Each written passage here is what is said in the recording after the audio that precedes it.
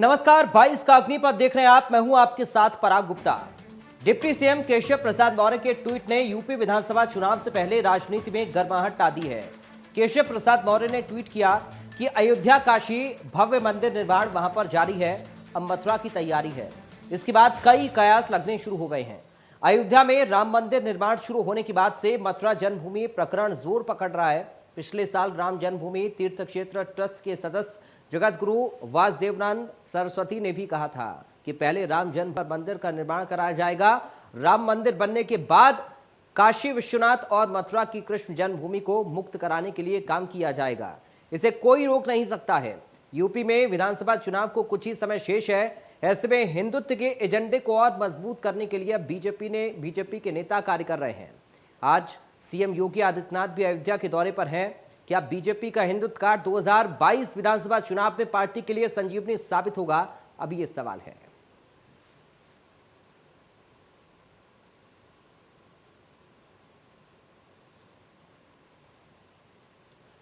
वहीं इस मुद्दे को लेकर शिया धर्मगुरु मौलाना सैफ अब्बास का बयान सामने आया। उनका क्या कुछ कहना है, सुनिए।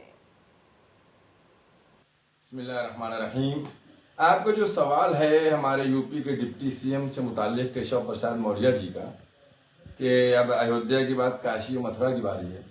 मैं समझता हूं कि जितना इलेक्शन अभी करीब आएगा और इसी तरीके की बातें की जाएंगी और जो हमारे प्रदेश की जनता है उसके जज्बात को भड़काने की बात की जाएगी।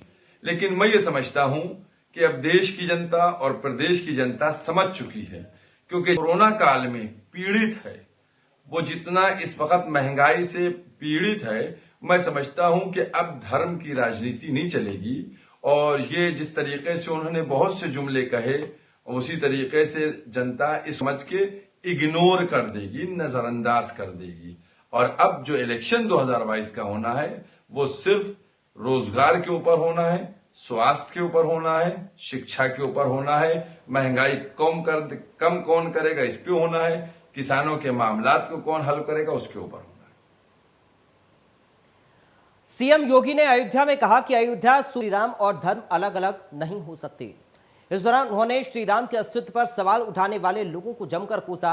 सीएम योगी ने कहा कि तत्कालीन सरकारें सेकुलर होने का दिखावा कर रही थीं, भारत और भारतीयता से मुंह मोड़ने का प्रयास कर रही थीं। तब महर्षि महेश योगी जी ने विश्व के समक्ष भारत की बात को पूरी दृढ़ता से रखने का साहस किया।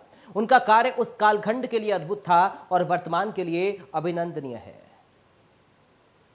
भाइयों बहनों, हम सब जानते हैं अयोध्या सूर्य वंश की राजधानी है और मर्यादा पुरुषोत्तम भगवान श्री राम विष्णु के एक महत्वपूर्ण अवतार भी हैं, जिन्होंने इसी अयोध्या में जन्म लेकर के भारत के अंदर और विश्व मानवता के लिए एक मनुष्य को क्यों में मर्यादा का पालन करते हुए कैसे आचरण करना चाहिए, ये सभी कुछ जिन्होंने स्वयं के मानवीय चरित्र के माध्यम से संपूर्ण मानवता के सामने जिन्होंने एक आदर्श प्रस्तुत किया।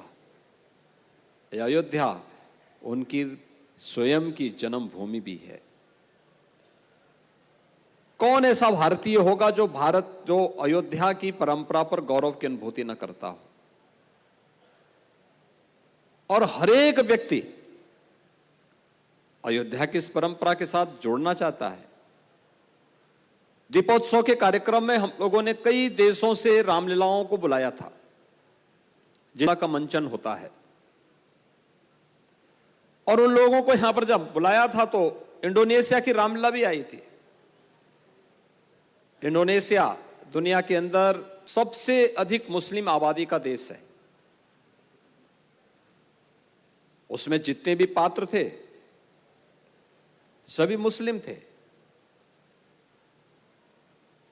तो मैंने बाहर के देशों से आने वाले रामायण के जितने भी पात्र थे इनको मुख्यमंत्री आवास पर लखनऊ में बुलाया था।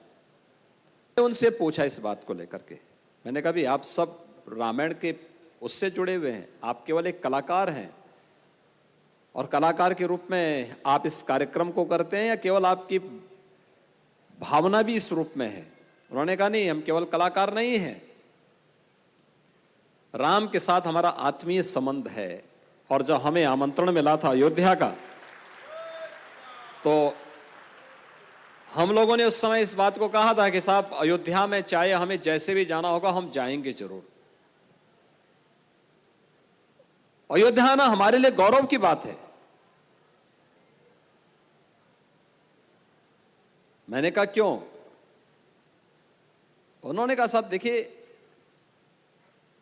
अयोध्या, राम, ये हमारे लिए कोई एक नाट्य मंचन नहीं है। राम हमारे भी आस्था के प्रतीक हैं, राम हमारे भी पूर्वज हैं। हमारे पूर्वजों ने किसी कालखंड में, किसी पीढ़ी ने अपनी उपासना विधि बदली होगी।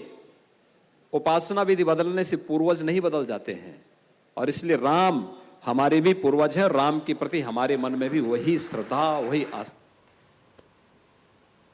सपा के राष्ट्रीय अध्यक्ष अखिलेश यादव ने विजय रथ यात्रा निकाली। महोबा में उन्होंने कहा कि मैदान भरा दिखाई दे रहा है। बांदा से महोबा तक जनता ही जनता दिखाई दे रही है। अखिलेश यादव ने बीजेपी पर जमकर निशाना साधा।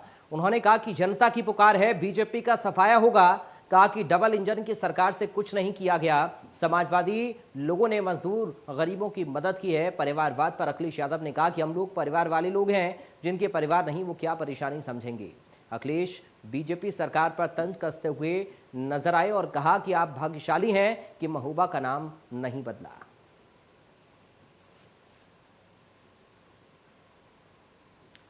सपा के राष्ट्रीय अध्यक्ष अखिलेश यादव ने विजय रथ यात्रा निकाली। हमारे संवाददाता तोशी बंडोला ने सपा के राष्ट्रीय अध्यक्ष अखिलेश यादव से खास बातचीत की। देखिए रिपोर्ट।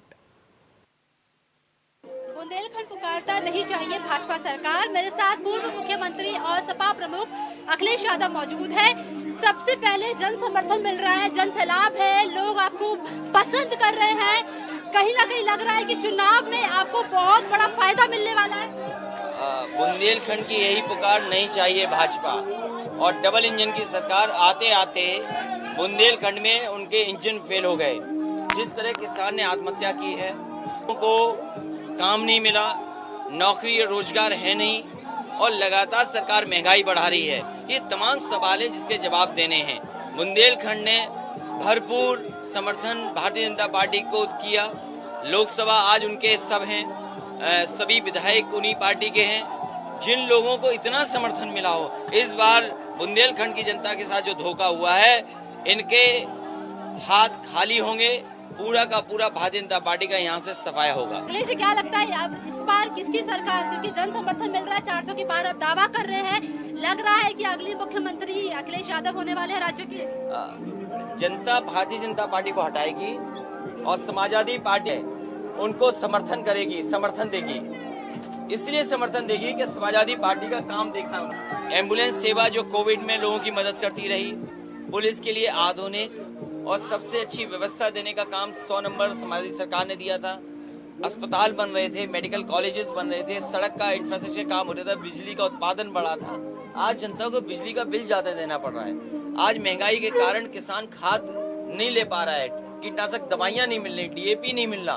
तो ये तमाम नाकामी जो सरकार की है, जो जनता देख रही है, बड़े पैमाने पे बेरोजगारी बढ़ी है, ये तमाम मुद्दे ऐसे हैं जो आने वाले समय में भारतीय जनता पार्टी का सफाया करेंगे, और जो गठबंधन समाजवादी पार्टी का है उसको समर्थन मिलेगा। लगता है भाजपा हिंदुत्व पे खेलती है, क्योंकि अभी डिप्टी सीएम साहब ने जो ट्वीट करा है कि अयोध्या जो है वो हमारा है, काशी हमारा है, और मथुरा को लेकर अभी इस बार जो है हमारी बारी है। जितने भगवान है वो सबके हैं। भगवान मेरे हैं, भगवान तुम्हारे, ये कोई नहीं कर सकता। जो ये बात करता है उससे छोटा इंसान कोई नहीं हो सकता। भगवान सबके हैं। आज अगर ये सवाल उठाए जा रहे हैं तो ये हार अपनी स्वीकार कर चुके हैं। इन्हें अपनी उपलब्धि बतानी चाहिए कि इन्होंने कितने नौजवानों को नौकरी दी, कितनों को रोजगार दिया है, किसान की आय कब दोगुनी होगी। और सबसे बड़ा सवाल ये है कि 20 लाख बच्चे जो एग्जाम के लिए आए थे TET, और उनका पेपर लीक हो गया। ये सरकार वो है जो परीक्षा या पेपर लीक जानबूझ के कराती है, क्योंकि इन्हें नौकरी और रोजगार नहीं देना है। इसलिए परीक्षा को कैंसिल करते हैं, पेपर लीक कराते हैं। समय की कमी, एक आखिरी सवाल, आप प्रमुख दलों से जिस तरीके से गठबंधन कर रहे हैं, ओवैसी साहब की बारे में क्या विचार है? सोचेंगे गठबंधन नहीं करेंगे? ये जितने गठबंधन होने थे लगभग गठबंधन हो गए, कुछ क्षेत्रीय दलों को और साथ लाएंगे। जहाँ तक सवाल आप जिस दल का ले रहे हैं, शायद उस दल के साथ कोई गठबंधन नहीं होगा। चर्चा का क्या होगा? चर्चा को साथ ला रहे हैं, उनको साथ ले आएंगे। चलिए, बहुत शुक्रिया। अखिलेश यादव मौजूद है और वो जिस तरीके से बताते हैं कि इस बार जो है वो सपा सरकार आ सकती है, क्योंकि लगातार भाजपा को वो लेकर गरियाते रहते हैं कि भाजपा सरकार किस तरीके से देश के अंदर बेरोजगारी फैला रही है। कैमरा पर्सन अविनाश के साथ दोषी मंडोला, बांदा। प्रसपा के राष्ट्रीय अध्यक्ष शिवपाल सिंह यादव मैनपुरी में एक निजी कार्यक्रम में, जहां पर उन्होंने बीजेपी सरकार पर जमकर निशाना साधा। कहा कि बीजेपी सरकार झूठी और निकम्मी सरकार है, जिसे सिर्फ वादे करना आता है लेकिन उन वादों को निभाना नहीं। उन्होंने कहा, अगर बात की जाए किसान बिल की, तो चुनाव के चलते बीजेपी सरकार ने ये बिल वापस लिए ताकि किसानों का मतदान बीजेपी के पक्ष में जाए। कहा कि सरकार ने अभी तक जितने भी वादे किए हैं उन वादों पर खरी नहीं उतरी है सरकार, उसके चलते जनता सरकार से नाखुश है।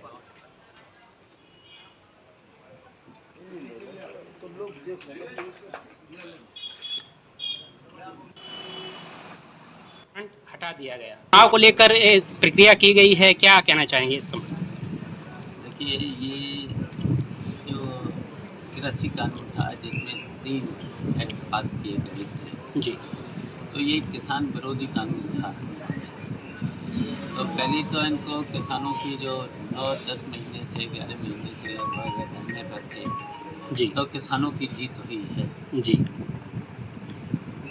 लेकिन अभी MSP है, न्यूनतम समर्थन मूल्य, वह किसान अभी भी किसानों की समस्या है, वो कानून बन जाना चाहिए। कांग्रेस महासचिव प्रियंका गांधी के कुपोषण पर ट्वीट करने, सपा अध्यक्ष बुंदेलखंड दौरे पर जाने और यूपी टीटी परीक्षा के निरस्त होने पर बेसिक शिक्षा मंत्री सतीश द्विवेदी से हमारे संवाददाता ने खास बातचीत की है। सुनिए। 2022 का रण करीब है और हर एक राजनीतिक दल के सियासी लोग, बड़े नेता चुनावी मैदान में डटे हुए हैं। प्रियंका गांधी आज ट्वीट की है और सरकार पे आरोप लगाई है कि जहां 4 लाख से अधिक बच्चे कुपोषित हैं, वहां सरकार विकास की बात नहीं कर रही है, गैर मुद्दे पे बात करे। हमारे साथ बातचीत करने के लिए बुनियादी तालीम के मंत्री सतीश द्विवेदी जी है, बेसिक मंत्रालय। आरोप है कि कह रहे कि जहां बच्चे कुपोषित हैं वहां पे सरकार कुपोषण पे बात नहीं कर रही है। अरे भाई, जिस खानदान ने इस देश पर 50 साल तक राज किया, जिनके नेतृत्व में पूरा देश कुपोषित हो गया था, उन लोगों के मुंह से ये बातें शोभा नहीं देती। ये कांग्रेस के कुशासन और भ्रष्टाचार का ही परिणाम था कि देश को पिछले 50-60 सालों में जहां जाना चाहिए था वहां नहीं पहुंच पाया।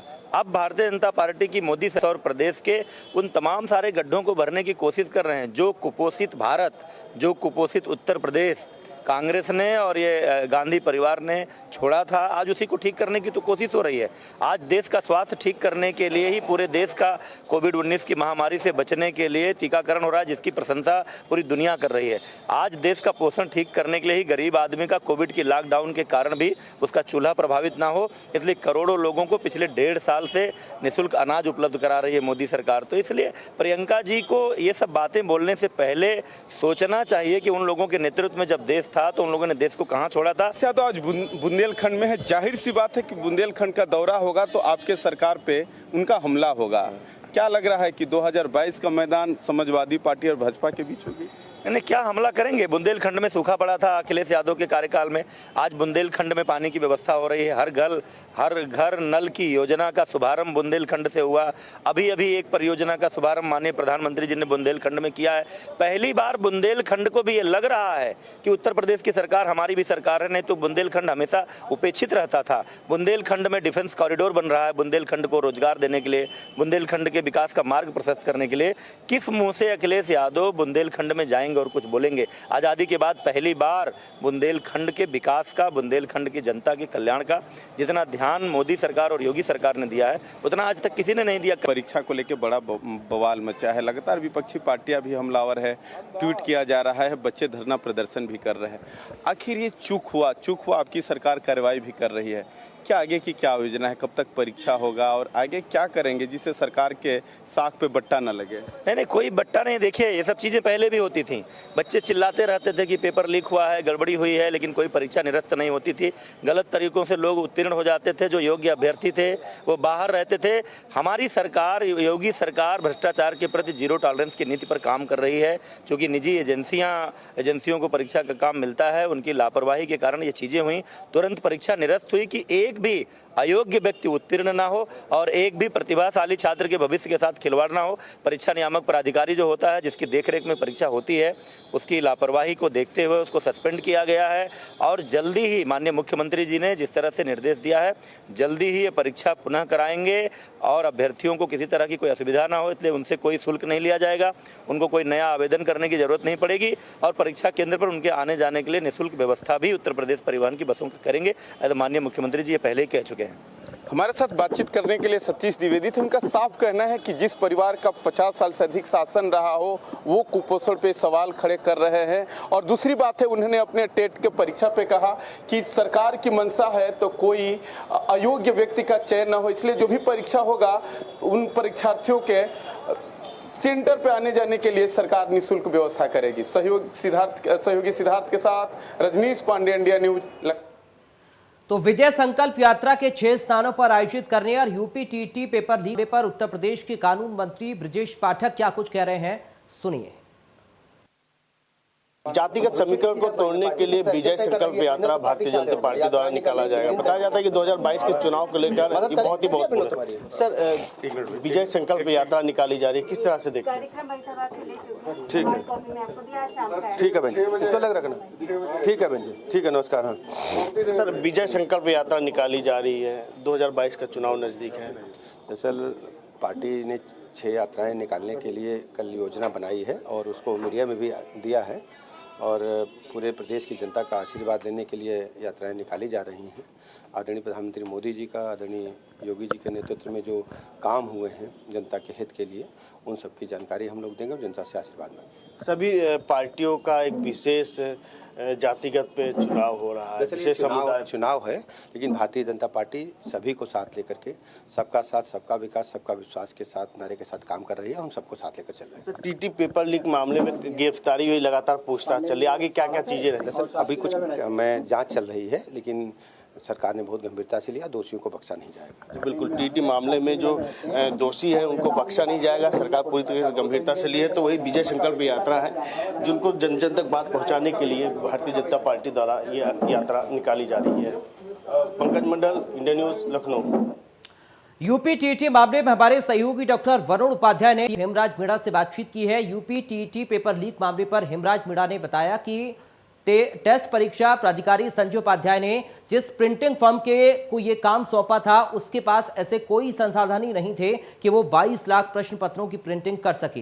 प्रेस के मालिक रॉय अनूप ने छोटे छोटे प्रिंटिंग फर्म को अपना काम बांटा और उसके कारण पेपर लीक हुआ। अभी एसटीएफ की जांच चल रही है, जल्द ही नए खुलासे भी हो सकते हैं। एसएसपी एसटीएफ हेमराज मीणा ने पूरे मामले पर क्या कुछ कहा, सुनिए। टेट परीक्षा के प्रश्न पत्र लीक मामले में हमारे साथ खास बातचीत करने के लिए एसएसपी एसटीएफ हेमराज जी हैं। हम इनसे जानते हैं कि कैसे ये पूरा ऑपरेट करके और इस गिरोह को पकड़ा गया और अभी तत्कालिक स्थिति क्या है और कितने लोग इसके जद में हैं। कैसे आपको पता चला सबसे पहले कि परीक्षा लीक हो गया? क्योंकि कुछ जगह मीडिया में ये भी आया कि पहले तो एसटीएफ पता ही नहीं लगा पा रही थी कि किस एग्ज़ाम के पेपर हैं, तो थोड़ा बताएं। देखिए, एग्ज़ाम से पहले हमारे पास में सूचना थी कि इस एग्ज़ाम में कुछ इस तरह की चीज़ें हो सकती है, तो हमारी जितनी भी फील्ड यूनिट्स हैं और जो हमारी हेडक्वार्टर टीम्स हैं, उन सबको इस काम के लिए लगाया गया था और वो सब लोग इसमें लगे हुए थे। तो जो भी सोर्स के माध्यम से पता चला कि कुछ पेपर्स जो व्हाट्सएप पे वायरल हो रहे हैं, तो उनका जब जांच पड़ताल किया गया, लोकल एडमिनिस्ट्रेशन से उसका इन्वेस्टिगेशन कराया गया, तो ये पता चला कि वो पेपर इसी एग्ज़ाम के हैं। और उसके बाद में शासन स्तर पर इसकी जानकारी गई और फिर एग्ज़ाम को निरस्त किया गया।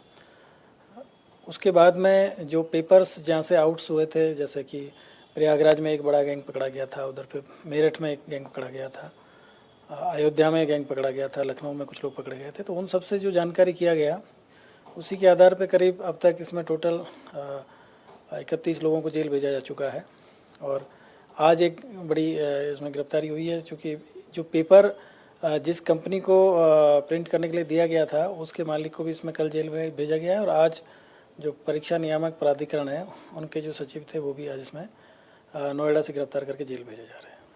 ये थे एसटीएफ के एसएसपी जी जो बता रहे थे कि किस तरह से संजय उपाध्याय ने लापरवाही की, एक ऐसे कंपनी को प्रिंटिंग का काम दे दिया जिसके पास न अनुभव थे, न संसाधन थे, न वो मानक को पूरा कर रहा था, और लगातार एसटीएफ अपनी कार्रवाई कर रही है। संजय उपाध्याय एक कड़ी थे, उसके बाद प्रिंटर हैं, अभी तमाम और गिरफ्तारियां होंगी। जो लोग पेपर को खरीदे होंगे, इसमें कुछ अभ्यर्थी भी हैं जो सस्ते दामों पे पेपर को खरीदे थे, तो इन सारी चीज़ों का खुलासा एसटीएफ अभी थोड़ा समय और लगेगा, क्योंकि अभी सारी कार्रवाई त्वरित है। कल गिरफ्तारी हुई है प्रिंटर की, आज गिरफ्तारी है संजय उपाध्याय की, तो अभी थोड़ा और समय लगेगा, और इसके बाद फिर पता चलेगा कि कितने लोग इसमें इन्वॉल्व थे।